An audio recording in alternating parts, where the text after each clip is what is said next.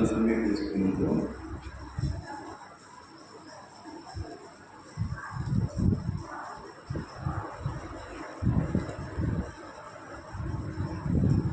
దేవుని వాక్యాన్ని చూస్తున్నాము. యోనా గ్రంథము 1వ అధ్యాయము 9, 10, 11, 12 వచనాలు అందరం కలిసి చదువుతున్నాం. యోనా గ్రంథము 1వ అధ్యాయము పేజీ నంబరు 762.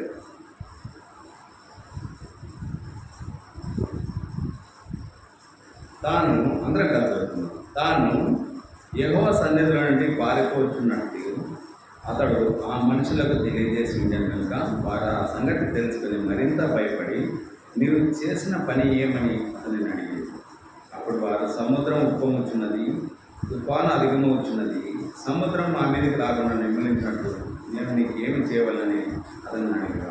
యోనా, నన్ను బట్టియే ఈ గొప్ప తుఫాను మీ మీదకి వచ్చినని నాకు తెలిసి ఉన్నది. నన్ను ఎత్తి సముద్రంలో పడవేయుడి, అప్పుడు సముద్రం మీ మీదకి రాకుండా నిమ్మలించినని అతడు వారితో చెప్పాను. చూడండి, ఇక్కడ యోనా తన యొక్క తప్పును ఒప్పుకుంటా ఉన్నాడు. తన యొక్క తప్పును ఒప్పుకుంటా ఉన్నాడు. మన జీవితంలో మన యొక్క తప్పును ఒప్పుకోవడానికి మనం ఇష్టపడతాం. మన జీవితంలో మన యొక్క తప్పును ఒప్పుకోవడానికి మనము ఇష్టపడతాం. అది ఒంటరిగా ఉన్నప్పుడు ఏమైనా ఇష్టపడతాం, కానీ మందిలో ఉన్నప్పుడు ఇష్టపడతాం. చూడండి, ఇక్కడ యోనా ఆ పడవలో ఉన్న వారందరూ ఎదుగా ఒప్పుకుంటా ఉన్నారు.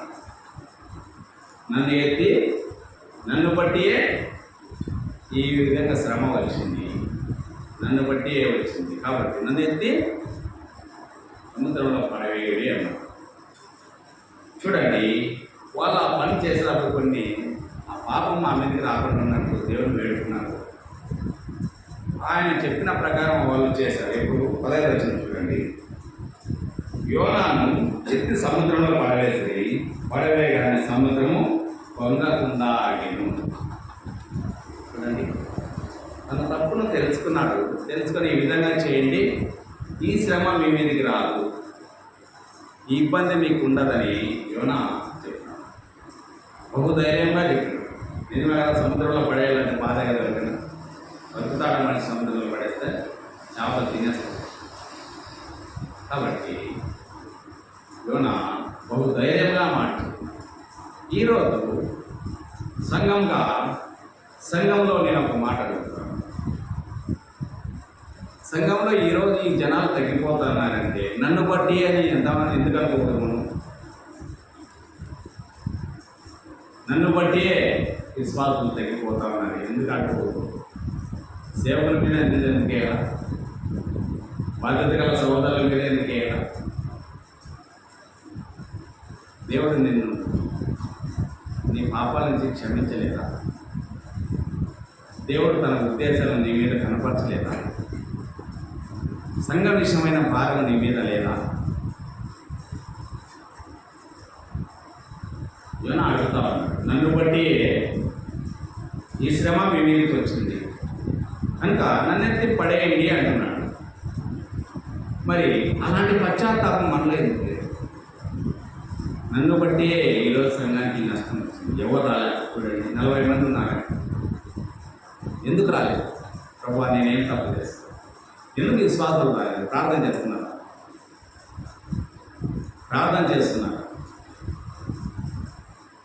ఎంతమంది సంఘం విషయంలో ప్రార్థన చేస్తాం? చేతులు. యోనా ధైర్యంగా చెప్పినాడు, నన్ను ఎత్తి సముద్రంలో పడేయండి. ఎంతమంది సంఘం గురించి ప్రార్థన చేస్తారు? ఎంతమంది? ఇద్దరు ముగ్గురు.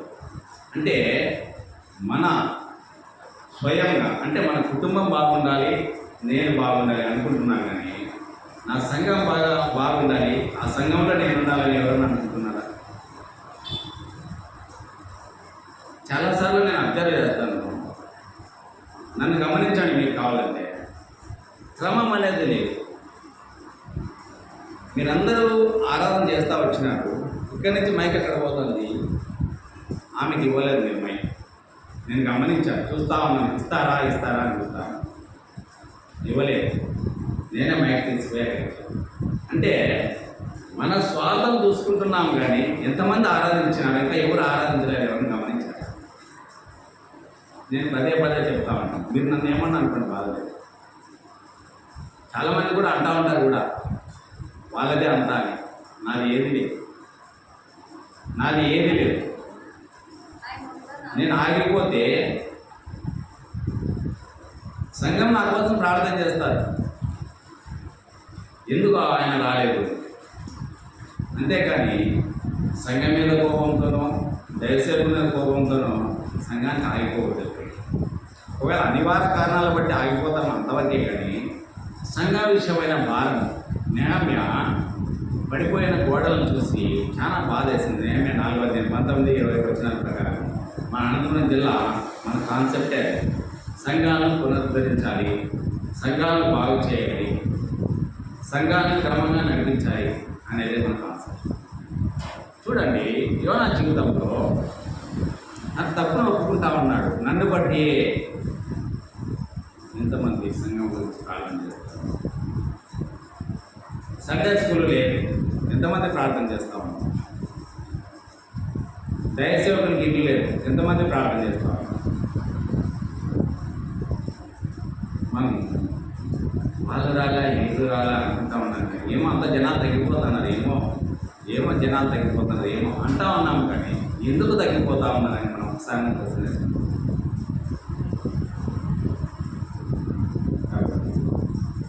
సంఘ విషయమైన భారం అనుకుంటా. మందిరానికి వస్తేనే కాదు, మందిరానికి రాకపోయినా సంఘ విషయమైన భారం ఉంటుంది. బల్పురాలకు ఎందుకు పెడతాం తెలుసు, బల్పురాలకు ఎందుకు పెడతాం తెలుసా?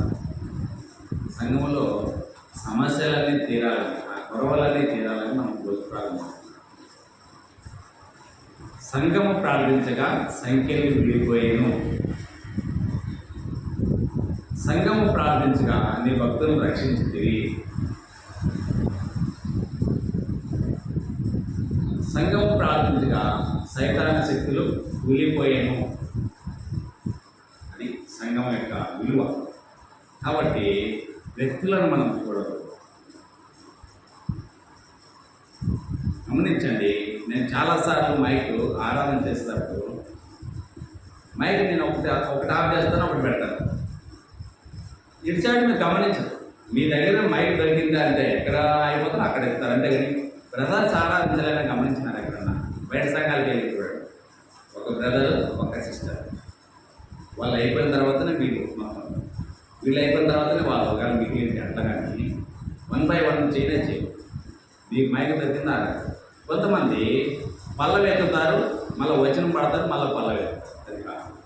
నేను మధ్యలో ఆరాధన చేసేవాడు పాట పాడాలంటే వచనం ఎత్తి పల్లవి ఎత్తుతారు. ఎందుకంటే జనాలు తక్కువ ఉన్నప్పుడు సరిపోతుంది, కానీ జనాలు ఎక్కువ ఉన్నప్పుడు వాళ్ళ యొక్క సమయాన్ని మీరు దొంగిలించిన వారైతే అని గుర్తుపెట్టుకోండి. మీరు నన్ను ఏమన్నా అనుకోండి, బాగలేదు. వేరే వాక్యం ఉన్నది, అదే మన క్రమం ఉండేది. అది నిన్న మేము అనంతపురంకి వెళ్ళాము. గాడ్ సర్వెంట్స్ అండ్ ఎల్డర్స్ పరిచారు, ఈ ముగ్గురికి ప్రార్థన. 12:30కి వచ్చినారు ఇద్దరు. అంకుల్ అక్కడ ఆపేస్తారు, ఆగండి ఇళ్ళలో కూర్చోద్దని మేము నిలబడాను. ఎందుకన్నాడు ఆయన? క్రమం అనేది వాళ్ళకి రావాలి. 10 గంటల సమయం అంటే ఒకవేళ 10 నిమిషాలు లేట్ అయితే అంతవరకే. కానీ 12:30కి వచ్చినాడు.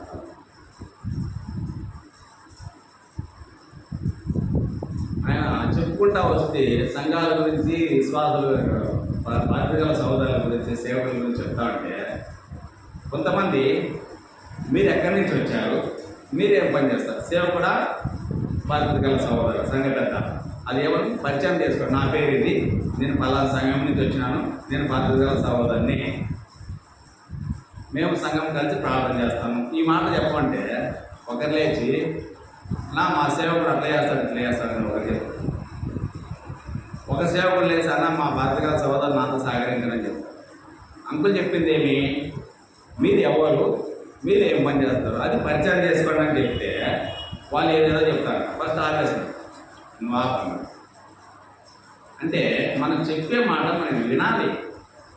ఫస్ట్ వినాలి. ఆయన ఏం చెప్తున్నాడు, మనం ఏం సమాధానం ఇస్తున్నాము. కాబట్టి ఆయన దశమ భాగాల గురించి చెప్తారు విషయం. మీరు దశమ భాగంలో దశమ భాగం వేస్తా ఉన్నారా అంటారు. నేనైతే ఈ వాక్యం ఎప్పుడు ఏం లేదు, నేను చదివినాను కానీ ఇది ఎప్పుడో చదివినట్టు ఎవరు చెప్పాలని మా అంకులు ఒకసారి చెప్పినాడంట, అదే మీటింగ్లోనే ఎల్డర్స్ అండ్ గాడ్ సర్వెంట్ మీటింగ్లో చెప్పినాడు. ఎక్కడ పీజీ కాలనీలో చెప్పినాడు. ఆ మాట నిన్న చెప్పినాడు ఆయన, దశమ భాగంలో దశమ భాగం.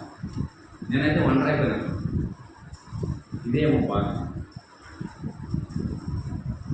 ఈ దశమ భాగంలో దశమ భాగం అంటే మన సంఘానికి వచ్చే దశమ భాగాలన్నీ ఇక్కడి నుంచి తీసి దశమ భాగం హెడ్ క్వార్టర్ పంపించాలండి. నెలలో మనకు 30,000 వచ్చిందనుకో, మనం 3,000 అక్కడ పంపించాలి. అది దశమ భాగంలో దశమ భాగం. దాని గురించి ఆయన చెప్తా వచ్చి ఏం చెప్పినాడంటే, 10 సంఘాల నుంచి 13,000 వస్తే 30,000 అవుతుంది నెలకి. ఈ 3,000 కూడబెడితే 12 నెలలకి ఎంత అవుతుంది? 3,60,000 అవుతుంది. ఇప్పుడు మన సంఘం కట్టబడి ఎన్నాళ్ళు అవుతుంది? 2017 ఓపెనింగ్. 2017 నవంబర్ 11వ తేదీ ఓపెనింగ్ చేసాం. సంవత్సరానికి 3,60,000 ఒక సంఘానికి వెళ్తే ఆ సంఘం ఎందుకు కట్టబడదు చెప్పండి. కాబట్టి ఆయన ఆత్మోపదేశం చేసేటప్పుడు మాట చెప్తా వచ్చిన నేను ఆశ్చర్యపోయాను. ఇప్పుడు యోనా కూడా తన జీవితంలో తను చేసిన తప్పును అంత ముందర ఒప్పుకుంటా ఉన్నాడు. నన్ను బట్టి ఈ శ్రమ వచ్చింది, నన్ను ఎత్తి సముద్రంలో పడేయండి. రండి వాక్యం మీద వెళ్దాము. హెబ్రీయులకు రాసిన పత్రిక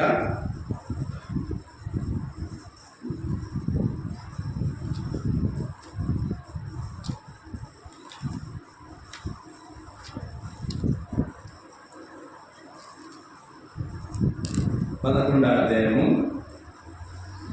1-2 వచనాలు. విశ్వాసం అనున్నది నిరీక్షింపబడు వాటి యొక్క నిజ స్వరూపమును, అదృశ్యమైనవి విన్నమనుటకు రుజువునైనవి దానిని బట్టి పెద్దలు సాక్ష్యం పొందిరి. చూడండి, విశ్వాసం అనున్నది నిరీక్షింపబడు వారి యొక్క నిజ స్వరూపము.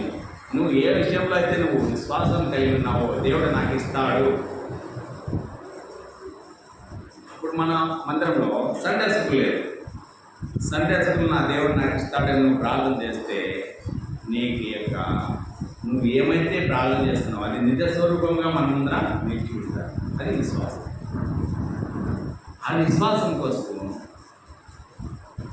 ఎంతోమంది శ్రమలు పొందినారు, అవమానాలు పొందినారు.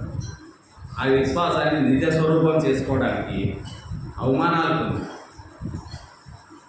నిందలు పొందినారు. ఉదాహరణకు శారా, ఆమె నిందలు పొందింది. నువ్వు గొడ్రాలు అని ఎంతమంది అని అంటారు. ఎలిజబెత్ అని అన్నారు, అన్నారు. ఎట్లా చూడండి, ఆ విశ్వాసం దేవుడు నాకు ఇస్తాడనే విశ్వాసం ఆమెకుంది.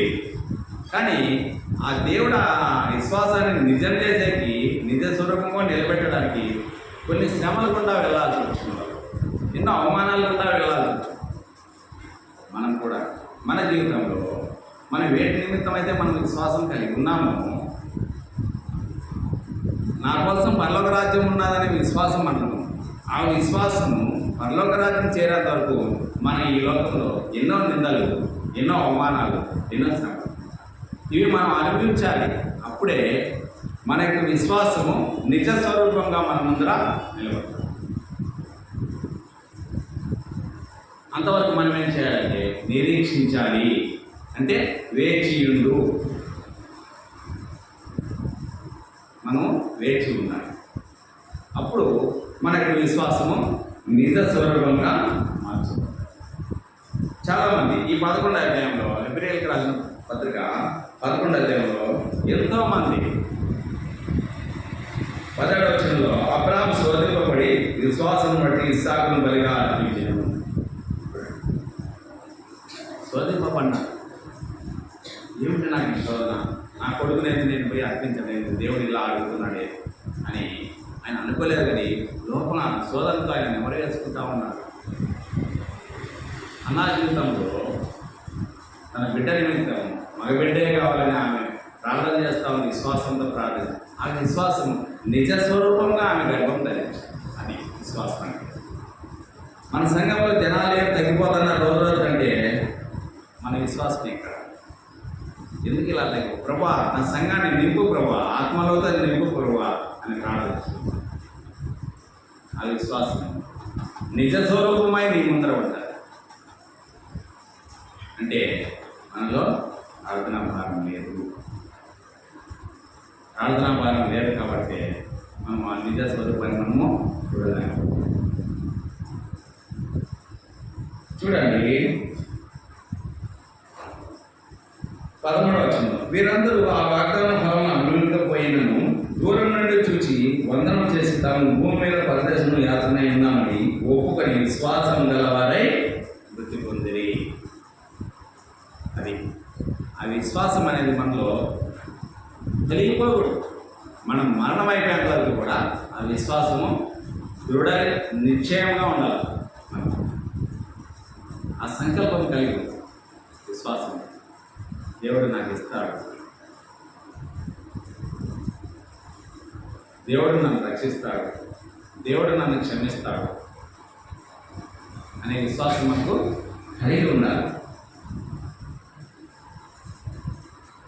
24వ వచనం, మోషే పెద్దవాడైనప్పుడు విశ్వాసాలను బట్టి ఐగుప్తుతనం కంటే క్రీస్తు విషయమైన నింద గొప్ప భాగ్యం ఎంచుకొని అల్పకాల పాపభోగం అనుభవించుకుంటే దేవుడి ప్రజల శ్రమ అనుభవించడమేనా యోచించి ఫరో కుమార్తె యొక్క కుమారుని అనుభవించడం ఒప్పుకొనలేదు. ఆయన ఒక రాజు ఆస్థానంలో ఉన్నాడు. ఆయనకి ఏమైనా తక్కువ ఉంటుందా చెప్పండి? రాకుమారునికి ఏమైనా తక్కువ ఉంటుందా?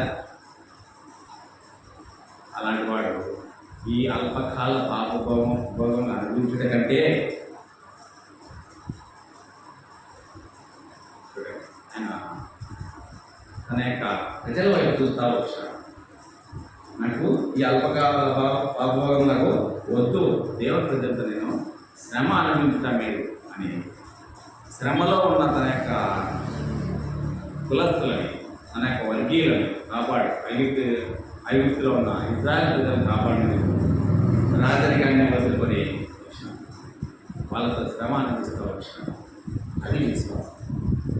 ఆ విశ్వాసం ఇక్కడి నుంచి నేను వీళ్ళని ఎలాగైనా తప్పించాలి, ఎలాగైనా విడిపించాలని విడిపించుకుంటూ వచ్చినాడు. ఆయన నిజ స్వరూపంగా చూసుకుంటూ వచ్చినాడు. ఐగుప్తు నుండి ఇజ్రాయెల్ ప్రజలు బయటకు వచ్చేది ఆయన కళ్ళారా చూశారు.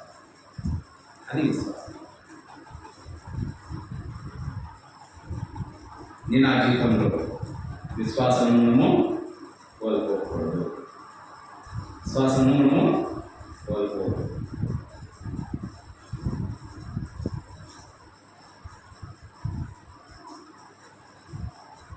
ఈ 11వ అధ్యాయం అంతా మొత్తం విశ్వాసం బట్టి చాలా ఉన్నాయి. అన్నీ చదువుకుంటే మీకు అర్థమవుతుంది. దగ్గరికి పోయి చదువుకోండి.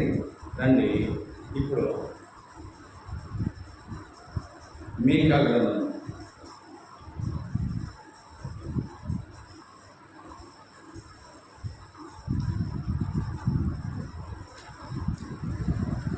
పక్కన ఉంటుంది.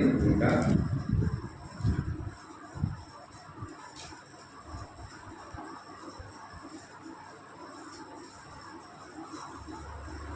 6వ అధ్యాయం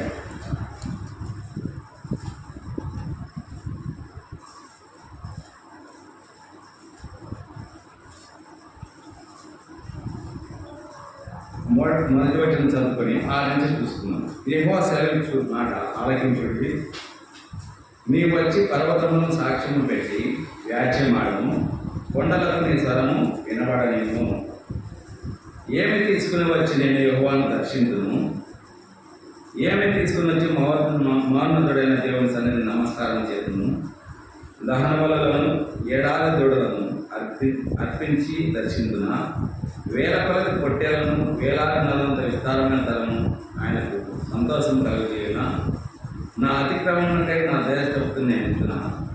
నా పాప పరిహారం నుండి నా గర్భ ఫలము నిందుతున్నా. మనుషుడా, ఏది ఉత్తమము అది నీకు తెలియజేయబడుచున్నది. న్యాయంగా నడుచుకున్నయు, కనికరమును ప్రేమించుటయు, దీన మనసు కలిగి నీ దేవుని యొక్క ప్రవర్తించుటయు ఇంతే కదా యెహోవా నిన్ను అడుగుచున్నాడు. చూడండి, ఒక భక్తుడు అంటా ఉన్నాడు, ఏమంటాడంటే, ఏమేమి తీసుకుని వచ్చి నిన్ను యెహోవాను దర్శించును.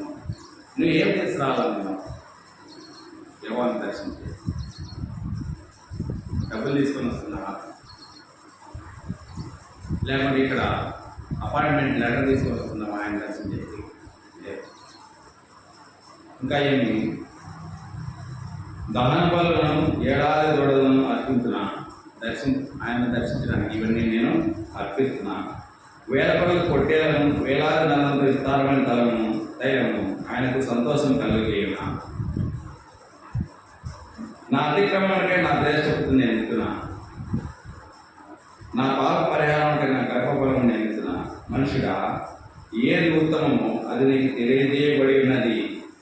ఇవన్నీ నువ్వు ఇమ్మని చెప్పలేదు దేవుడు. నీ జ్యేష్ఠపుత్రుని నాకు ఇమ్మని చెప్పలేదు. నువ్వు ఏడాది కొట్టేలను, ఇవన్నీ బలులన్నీ అర్పించమని చెప్పలేదు.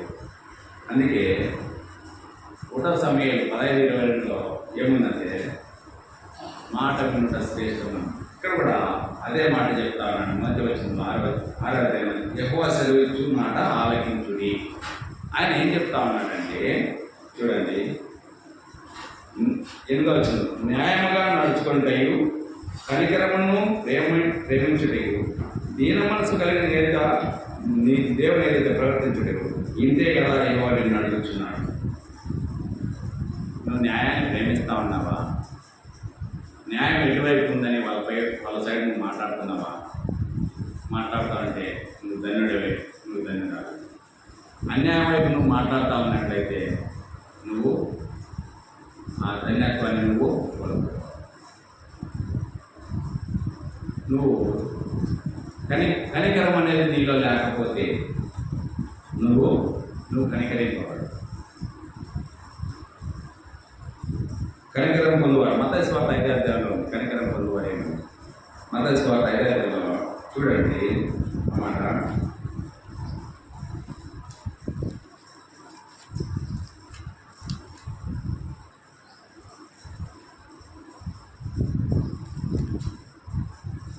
కనికరం గలవారు ధన్యులు, వారు కనికరం అనేది మనలో ఉండాలి. ధనవంతుడు కనికరించలేదు లాజరుని, ఏ రోజు కూడా కనికరించలేదు. తన ఆకలితో చచ్చిపోతా ఉంటే కూడా ఏ రోజు ఒక అర్థం పెట్టి ఇవ్వలేదు. అందుకే ఆయన కనికరం పొందలేకపోతా ఉన్నాడు. చనిపోయినప్పుడు ధనవంతుడు, దేవా ఆ లాజరుని పంపము, ఆయన కిటికీలతో నీటిలో అయితే నా నాలుగు మీద అయితే నేను దానం చేసుకుంటాను. పంపించాడు దేవుడు? పంపించాడా? ధనవంతుని దగ్గరికి లాజరుని పంపించినాడా? పంపలేదు. నువ్వు కనికరం చూపలేదు కాబట్టి నీకు కనికరం ఇవ్వబడదు. అందుకే దేవుడు అన్నాడు, నేను ఆకలి కొంటిని, నాకు ఆహారం పెట్టింది. నేను తట్టుకొంటిని, నాకు దాహం ఇచ్చింది. నేను వస్త్రం లేకుండా ఉంటే నాకు వస్త్రాలు ఇస్తుంది. నేను అనారోగ్యంలో ఉన్నప్పుడు మీరు నన్ను పరామర్శించినారంటే ఇవన్నీ ఎప్పుడు చేసినాం ప్రభు అంటే, మీలో ఒకరికి చేసిన ఎడల దేవుడు నాకు చేసినట్టే అన్నాడు. మరి ఎవరైనా చేశారా? మీరు అనారోగ్య పరిస్థితిలో ఉన్న ఎవరైనా పరామర్శించినారా? ఇబ్బందుల్లో ఉన్నాడు పరామర్శించినారా? బాధలో ఉన్నవాడు పరామర్శించినారా? ఇవన్నీ నువ్వు చేయకపోతే ఏడొచ్చి కూర్చుని 8 గంటలు కూర్చున్నాను వ్యక్తమే. దేవుడు కనికరం గలవారు కనికరం పొందుతురు అంటున్నావు. నువ్వు కనికరిస్తున్నావా సాటి మనిషిని? పోనీ నీ బంధువుల్లో కనికరిస్తున్నావా? నీ బంధువులు ఎవరిని ఇబ్బందుల్లో ఉంటే, లేకపోతే ఇరుకుల్లో ఉంటే, లేకుంటే అనారోగ్య పరిస్థితుల్లో ఉంటే వాళ్ళు పరామర్శించినావా? నువ్వు పరామర్శించకపోతే దేవుడు నిన్ను పరామర్శించాడు. దేవుడు ప్రేమగల దేవుడు, సాటి మనిషిని ప్రేమించమన్నాడు. నిన్ను వల్లే నీ పొరుగువారిని ప్రేమించుకున్నాడు. నిన్ను హింసించే వారి కోసం ప్రార్థన చేయమన్నాడు. నువ్వు హింసించే వారి కోసం ప్రార్థన చేసుకున్నావు. నువ్వు ప్రశ్నించుకో, ఏమనావలే నువ్వు ప్రశ్నించు. ఎంతమంది ఇబ్బందులు ఉన్నప్పుడు పరామర్శించు.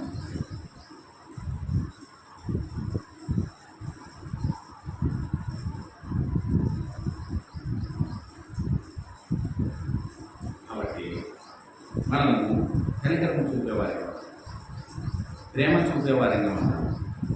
ప్రేమ కనికరం లేకపోతే మనం ఎన్నిసార్లు ఆరాధించిన వ్యర్థమే, ఎంత మంచి రాగాలతో పాట పాడిన వ్యర్థమే, ఎంత వాక్యం చెప్పిన వ్యర్థమే.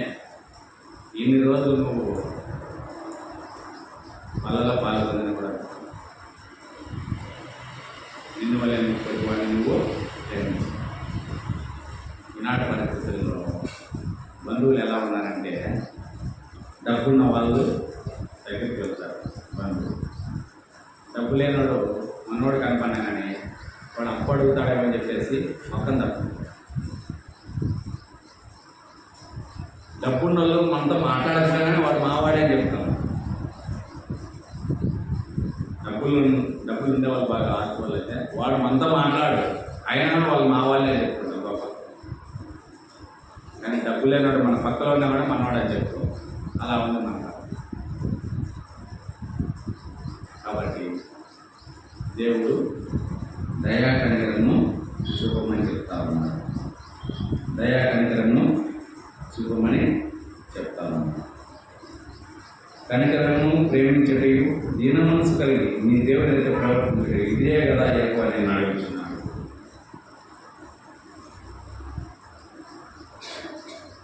కాబట్టి మనలో కనికరం ఉండాలని చెప్తా ఉన్నాడు.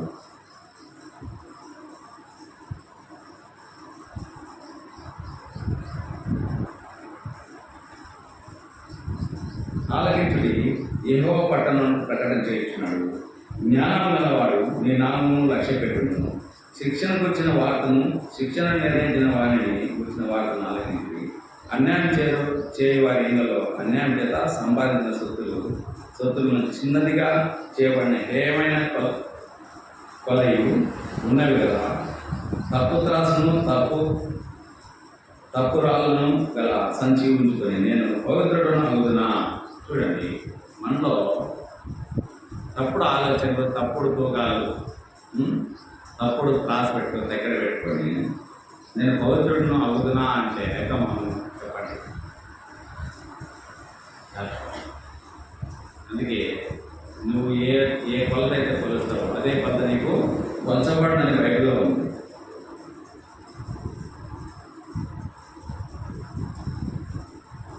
ఇంకో మాటగా చూస్తున్నాము, మలాకి ముందు సంఖ్యాకాండం తీసుకుంటాం. సంఖ్యాకాండం 18వ అధ్యాయం 25-26 వచనాలు. సంఖ్యాకాండం 18వ అధ్యాయం 25-26 వచనాలు. మరి యెహోవా మోషేకు ఇలాగ సెలవిచ్చును, నీవు లేవీయులతో ఇట్లను, నేను ఇశ్రాయేలు చేత మీకు స్వాస్థ్యంగా ఇప్పించిన దశమ భాగమును మీరు వారి యొక్క పుచ్చుకున్నప్పుడు మీరు దానిలో అనగా ఆ దశమ భాగమును యెహోవాకు ప్రతిష్టాపనంగా చెల్లింపవలెను. చూడండి, వాక్యం ఎంత స్పష్టంగా రాయాలి. యెహోవా మోసాన్ని నిలుచుకొని చెప్తా ఉన్నాడు. మరి యెహోవా మోసేకి ఇలా సెలవిచ్చును, నీవు లేవీయులతో ఇట్లను, నేను ఇశ్రాయేలీయుల చేత మీకు స్వాస్థ్యంగా ఇప్పించిన దశమ భాగమును మీరు వారి యొక్క పుచ్చుకున్నప్పుడు మీరు దానిలో అనగా ఆ దశమ భాగమును యెహోవాకు ప్రతిష్టాపనంగా చెల్లింపవలెను. ఇప్పుడు ఎగ్జాంపుల్, మీకు ఈ మాట అర్థం కాకపోవచ్చు. మనం దయసేవకునికి మనం ఒక గిఫ్ట్ ఇస్తామనుకోండి, మన ఇంటికి వచ్చినప్పుడు గిఫ్ట్ ఇస్తామనుకోండి, ఆ గిఫ్ట్లో ఆయన తిరిగి మళ్ళీ మందిరంలో వేసేదాన్ని దశమ భాగం అంట. లేకుంటే ఆయనకి ఇచ్చే నెల ఖర్చుల్లో ఇంతని ఇస్తామనుకోండి, ఆ లెక్కలో కూడా ఆయన తీసి వేసేదాన్నే దశమ భాగం అంట. మన సంఘానికి వచ్చిన దశమ భాగంలో లెక్క తిరిగి మన జిల్లా సంఘమైన ఆ సంఘానికి పంపించేదాన్నే దశమ భాగంలో దశమ భాగం అంటారు. ఇంకా మన లోకరీతిగా చెప్పుకోవాలనుకుంటే రాష్ట్ర ప్రభుత్వంలో ఉన్న సుంకము, దాని ట్యాక్స్ను కేంద్ర ప్రభుత్వానికి ట్యాక్స్ కడితే మనం ఆ కేంద్ర ప్రభుత్వం మనకి ఏదైనా అవసరం వచ్చినప్పుడు మనం కట్టిండేది 2000 అయితే వాళ్ళు 20 లక్షలు పంపిస్తారు. అది దశమ భాగంలో దశమ భాగం. అది కాబట్టి ఈ దశమ భాగం ఎంతమంది మనం ఇస్తున్నాం సంఘానికి? ఈ దశమ భాగం మనం ఎంతమంది ఇస్తున్నాం? రండి ఇదే మాట మళ్ళా చూస్తున్నాము. మలాకి గ్రంథము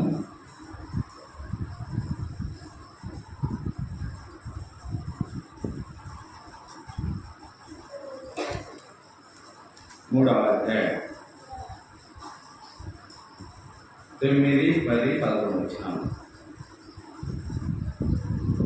ఈ జనులందరూ నా యొక్క దొంగిలించునే విన్నారు, మీరు శాపగ్రస్తులై ఉన్నారు.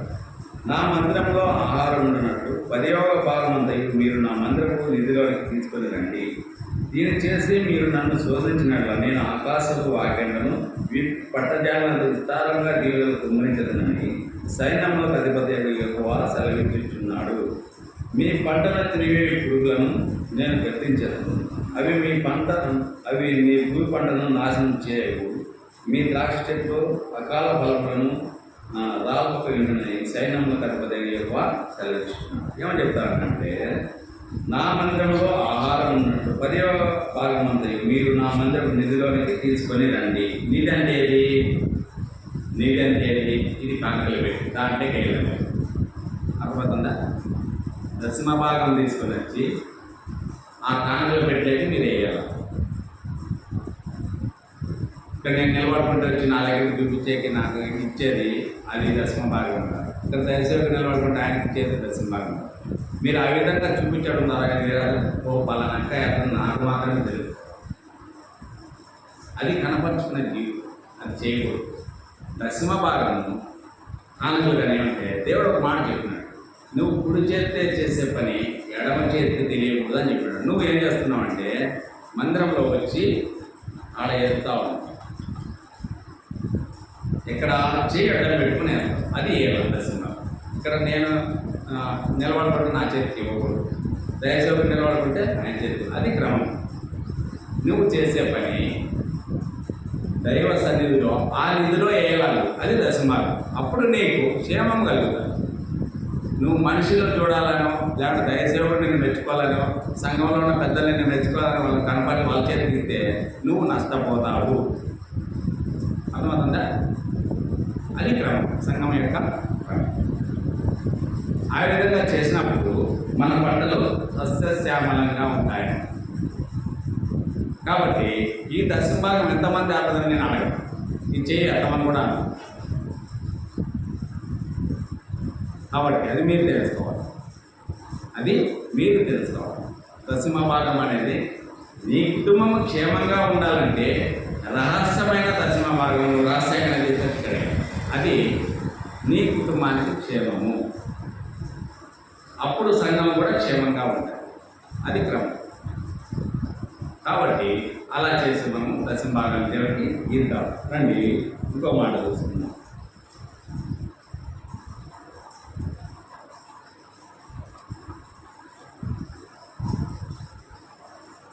మీకా గ్రంథము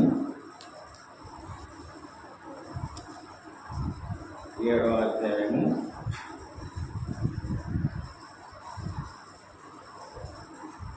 6వ వచనం చదువుతున్నాం.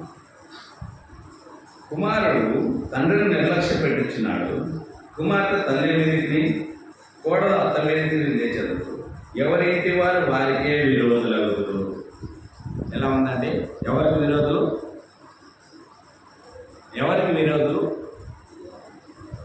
ఎవరో లేరు నీకు శత్రువులు, నీ కుటుంబంలో వారే నీకు శత్రువులు. నువ్వు దేవుని మాట ఎప్పుడైతే వింటావో ఈ కుటుంబంలోనే కాదు, సంఘంలో సమాజంలో ఉన్న శత్రువులు కూడా మిత్రులుగా మార్చబడతారు. నీకు విరోధంగా గుర్తుపడి ఏ ఆయుధంలో వర్తించదు. నింద శ్రమ సంకటములలోనే నువ్వు సుగంధంగా మార్చబడతావు. నీ మీద నింద రాలేదు అంటే నువ్వు మంచోడని కాదు, నీకు శ్రమ రాలేదంటే నువ్వు మంచోడని కాదు, దేవుని దగ్గర బాగున్నావని కాదు, నీకు సంకటంలో ఏం రాలేదంటే నువ్వు బాగా దేవుని దగ్గర బాగా ఎదిగినావని కాదు. ఇవన్నీ వస్తేనే దేవుని దగ్గర నువ్వు ఎదిగినావు. అప్పుడే ఆయన నిన్ను సుగంధంగా మారుస్తాడు, నిన్ను కడగబడిన ముత్యంగా బయట చేస్తాడు. చాలామంది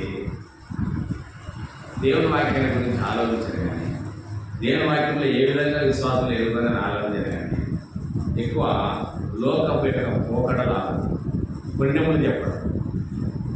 అక్క అట్లాంటినే, అన్న అట్లాంటినే, ఇవి మనం ఆలోచించాలి. మన కుటుంబం ఎట్లాంటినే అని మనం ఆలోచన చేయాలి. నా కోడలు నాకు భూ పెట్టదే అని ఆలోచన చేయాలి. నా భర్త నేను అన్నం పెట్టలేకున్నానే అని ఆలోచించి, నా భర్త మాట నేను వినలేదని ఆలోచించి, నా భార్య నేను ప్రేమించలేదని ఆలోచించి, నా భార్య నేను కొట్టకూడదు కదా అని ఆలోచించి. మీరేం చెప్తానంటే, కుమారుడు తండ్రిని నిర్లక్ష్యం పెట్టుచున్నాడు. అన్ని మాట వినని కుమారుడు ఎక్కడ చూస్తున్నాడు, నిర్లక్ష్యం పెట్టు. కుమార్తె తల్లి మీదకి, కోడలు అత్త మీదకి లేచారు. ఎవరి ఇంటి వారు వారికే విరోధులు. ఎప్పుడు దేవుని మాట నువ్వు విననప్పుడు, సంఘ విషయమైన ప్రార్థన నీలో లేనప్పుడు, విశ్వాసుల మధ్య ఐక్యత చెడగొట్టే సమయంలో విశ్వాసులకి మనం సాన్నిధ్యాన్ని పెంచాలి. కానీ వారికి మధ్యలో మనం ఆజ్యం కోసం దూరం చేసే విధంగా ఉంటే సంఘం ఇలాగే ఉంటుంది. కాబట్టి విశ్వాస రాలేదంటే ఆ విశ్వాస కోసం ప్రార్థన ఏ ప్రభా, ఆ మనిషి మంచి వస్తా ఉన్నది, ఆ స్త్రీ రాలేదు, ఆ పురుషుడు రాలేదు, ఆ సహోదరు రాలేదు, ఎందుకు ప్రభా? వారికి ఏ ఇబ్బందులు ఉంటాయి, వాళ్ళు పరామర్శించు ప్రభా, మరి ఇరుకులు ఏమైనా ఇబ్బందులు అంటే వారికి మేలు చేయ ప్రభా అని ప్రార్థన. అది చేయాలి. కానీ ఆయన ఎందుకు రాలి నాకు తెలుసులే, ఆమె ఎందుకు రాలే కూడా నాకు తెలుసు. ఇవి మన ఆలోచన. ఈ ఆలోచనలతోనే మన ఇంటి వాళ్ళే మనకు శత్రువులు అవుతా ఉన్నారు. కాబట్టి దేవుని విషయంలో దేవునికి విరోధంగా మనం ఎప్పుడు, అందుకే దేవుడు ఏమన్నాడంటే, నీకు విరోధంగా వెళ్తుంది వాడిని ఏ ఆయుధంలో పడలేదు. నీ మీద ఎన్ని నిందలు పడినా పర్లేదు, ఎంతమంది నిన్ను అవమానించినా పర్వాలేదు, ఎంతమంది వీడు మందిరానికి రాకపోతే పర్వాలేదు అనుకునే వాళ్ళు కూడా ఉన్నారు, ఈమె మందిరానికి రాకపోతే మీరు అనుకునే వాళ్ళు కూడా. అలా అనుకుంటే నీకే నష్టము. దేవుడు నశించిన దాన్ని వెలగి రక్షించడానికి భూలోకానికి వచ్చినాడు. ఏ భేదం లేదు, అందరూ పాపం చేసి ఉన్నారు. నేను మంచోడని ఎలా చెప్తావు? నేను మంచిదాన్ని ఎలా చెప్తావు? ఏ భేదం లేదు, అందరూ పాపం చేసి ఉన్నారు. దేవుడు అనుగ్రహించి మహిమను పొందలేకపోతా ఉన్నారు పాపంలో పడి. నువ్వు మంచోళ్ళని ఎలా చెప్తావు? చెప్పండి. నిన్ను నువ్వు కోసం మార్పు వేసుకో. యోనామాలి, నా వల్లనే ఈ పడవలో ఉన్న వాళ్ళు ఇబ్బంది పడతా ఉన్నారు.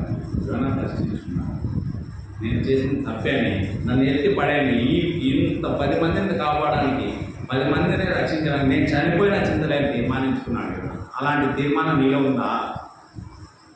నా వల్ల సంఘానికి నష్టం అవుతుందంటే నేను చనిపోయినా పర్వాలేదు, సంఘం బాగుండాలనే వాళ్ళు ఉన్నారా? నేను సంఘానికి రాకపోతే సంఘంలో కూడా ఎవరు రాకూడదు అనేవాళ్ళు. సంఘాన్ని నష్టపడతారు, ఎవరు రాకూడదు, నన్ను రానిలేదంటే నేను ఎవరిని రానేను. ఇది కరెక్టా? ఆ విధంగా చేసినామంటే నీ కుటుంబంలోనే నీకు శత్రువులుగా మారుతారు. జాగ్రత్త. దేవుడు క్షణం మాత్రమే ఉంటే ఆ కోపాన్ని నువ్వు ఆగుతైనామంటే నిన్ను కాపాడేవాడు ఇవ్వలేవు. కాబట్టి అలా మన జీవితాలను పరీక్షించుకోవాలి. రండి, సంఖ్యాకాండము 22వ అధ్యాయం.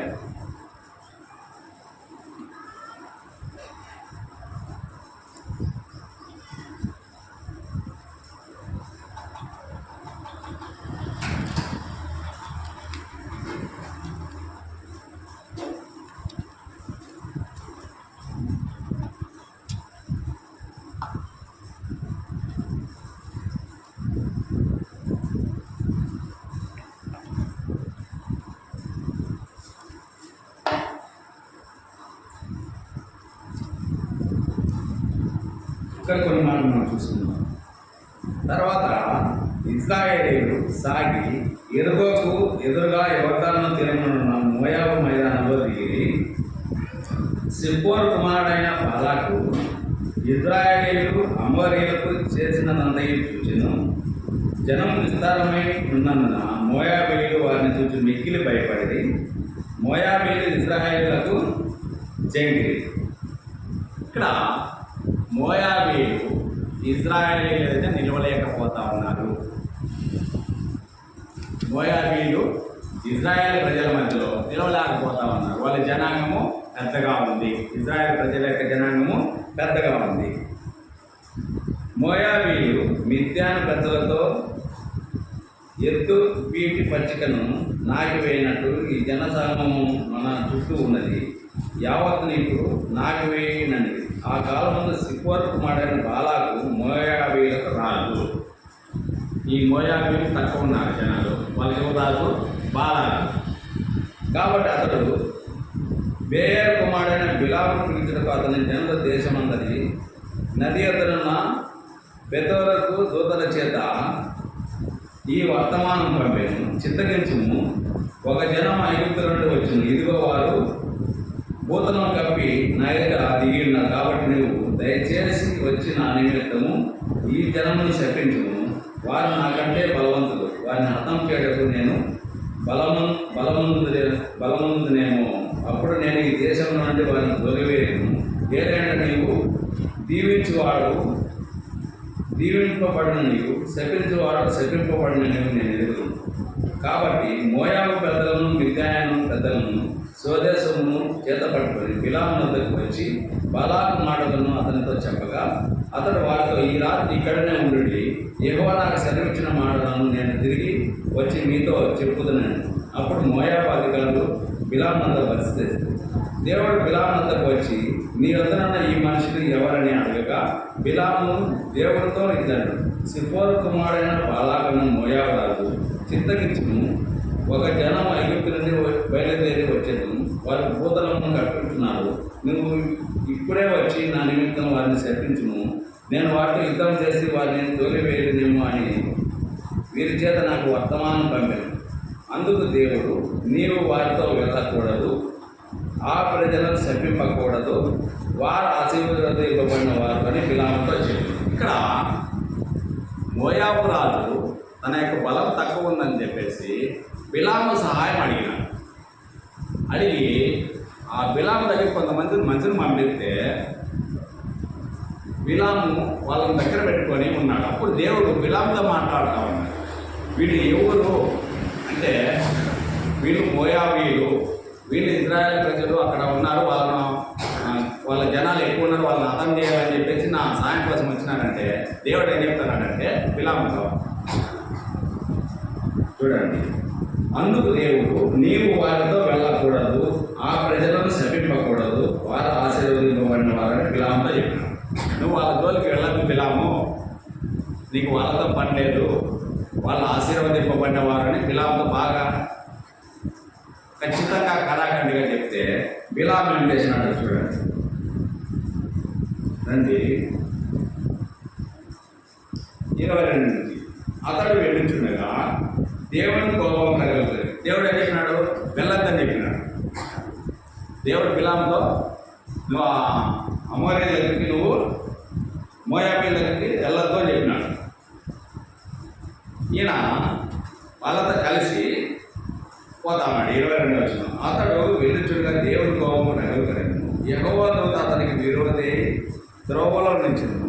అతడు తన గాడిదనెక్కి పోచుండగా అతని పనివారు ఇద్దరు అతనితో కూడా నిలిచి యెహోవా దూత ఖడ్గము చూసి చేత పట్టుకుని త్రోవలో నిలిచిండుట ఆ గాడిద చూచిన కనుక అది త్రోవను విడిచి పొలంలోనికి పోయాడు. బిలాము గాడిదను దారికి మలుపువలని దాన్ని కొట్టగా యెహోవా దూత ఇరు పక్కలను గోడలో గల ద్రాక్ష తోటలను సందులో నిలిచాడు. గాడిద యెహోవా దూతను చూసి గోడ మీద పడి బిలాము కాలను గోడకు అదిమెను కనుక అతడు దాన్ని మరలా కొట్టాడు. యెహోవా దూత ముందు వెలుచు కుడికైనను ఎడమకైనా తిరుగుటకు దారినే ఇరుకు చోటను నిలువగా. చూడండి, ఆ గాడిద ఇబ్బంది పడతా ఉంది బిలాముని. యెహోవా దూత కనపడతా ఉంది గాడిదకు. ఈ బిలాము కనపల్లా, కళ్ళు మూయబడినాయి, మోసంలో కోరకపోయినాడు, దేవుడు చెప్పిన మాట వినలా, నువ్వు వెళ్ళొద్దయ్యా అక్కడికంటే వెళ్తా ఉన్నాడు. అయినా ఆ గాడిద ఏదో రకంగా ఇబ్బంది పెడతా ఉంది. ఆ కాలు ఆ పక్క ఈ పక్క ఎదురుడు ఆ గోడకి వేసి అదుపుతా ఉంది కాళ్ళని, అయినా కానీ కొడతా ఉన్నాడు దాన్ని. బిలాము కొడతా ఉన్నాడు. చూడండి 20 గాడిద యెహోవా దూతను చూసి బిలాములో కూడా కింద కూలబడాడు.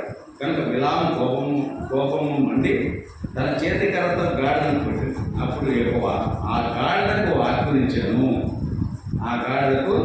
వాక్యనిచ్చాను కనుక అది నీవు నన్ను మారు కొట్టింది, నేను నిన్నేమి చేతిన బిలాముతో అనగా, బిలాము నీవు నా మీద తిరగబడివి, నా చేత ఖడ్గమున్న ఎడల నిన్ను చంపిందని గాడుతాను. అందుకు గాడిద, నేను నీ దానమైనది మొదలుకొని నేటి వరకు నీవు ఎక్కుచూ వచ్చిన నీ గాడిదను కానా, నేను ఎప్పుడైనా నీకు ఇటు చేయడం కదా అని బిలాము తనకు అతడు లేదని.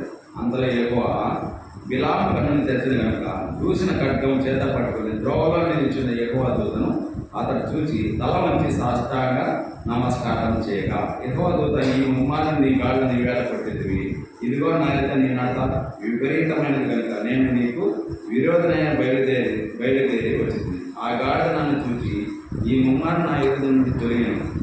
చూడండి, ఇక్కడ గాడిదకు దేవుడు మాటలు ఇచ్చినాడు.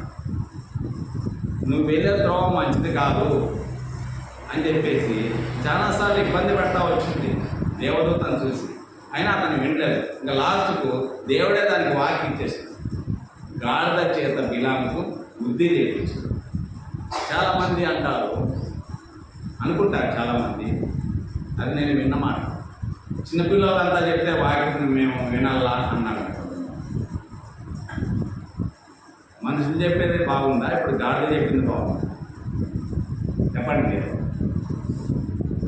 చిన్నపిల్లలంతా చెప్తే మేము వాక్యం వినాలా అన్నారు కొంతమంది, వాళ్ళ పేర్లు అవసరం లేదు. అంటే చిన్నపిల్లవాడు చెప్పేది వాక్యం కాదా? దేవుడు గాడిదకే నోరొచ్చి ఆ గాడిద మాట ద్వారా బిలాము రక్షింపబడ్డాడు ఒక గాడిదతో. మరి దేవుడు చెప్పి ఆ చిన్నపిల్లల ద్వారా చెప్పే మాటలతో నువ్వు ఎందుకు రక్షింపబడలేకున్నావు? ఎందుకు రక్షింపబడలేకున్నావు? ఇక్కడ గాడిద వాని ప్రాణాన్ని కాపాడింది. ఆ గాడిద దూత వెనుకోవడం దూత మాట్లాడుకుని పోయినంటే ఆ ఖడ్గం చేత సంహరించేవాడు దూత బిలాము గాడిదను కూడా. అని ఆ గాడిద దేవుని యొక్క దూతను గమనించి ఆగిపోయింది. ఆ గాడిదకున్న బుద్ధన మనకు ఉండాలి కదా, ఆ గాడిదకున్న బుద్ధన మనకు ఉండాలి. కాబట్టి దేవుడు ఏ సమయానికి ఎవరి చేత ఎలా మాట్లాడిస్తాడో అది దేవుని యొక్క ప్రత్యక్షతలోనే నడుస్తుంది. ఆడ చిన్న పిల్లోడా పెద్ద పిల్లోడా అనేది కాదు.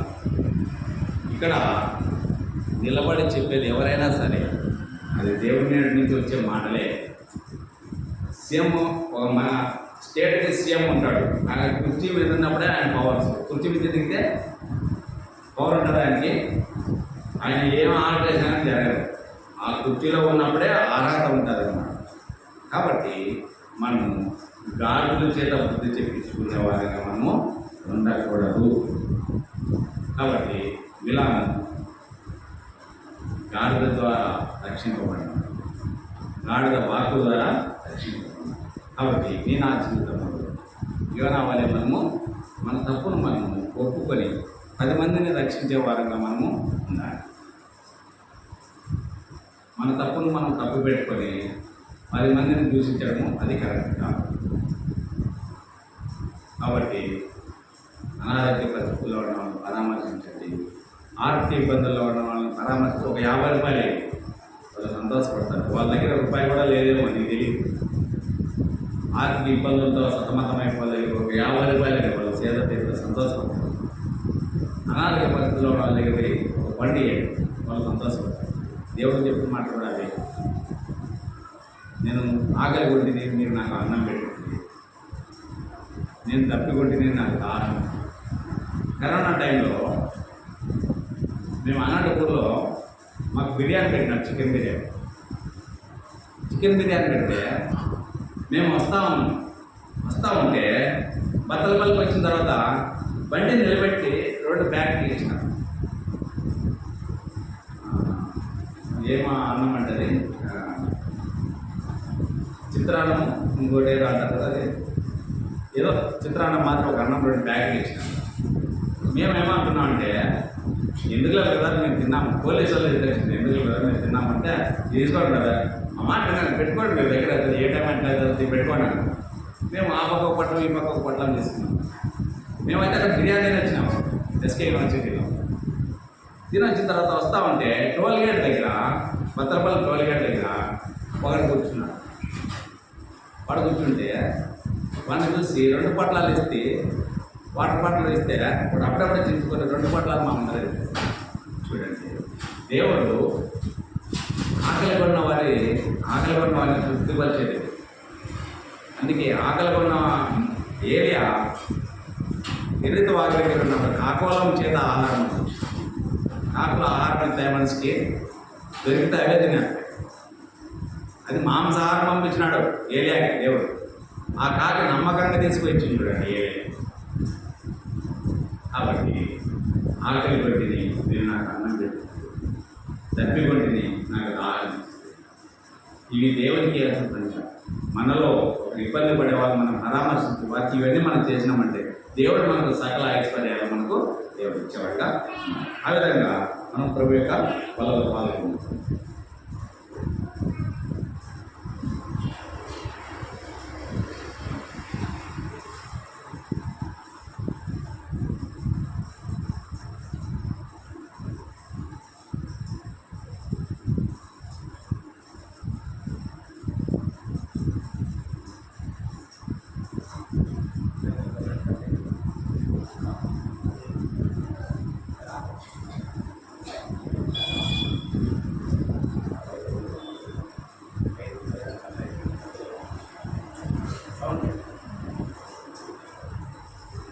అది కాదు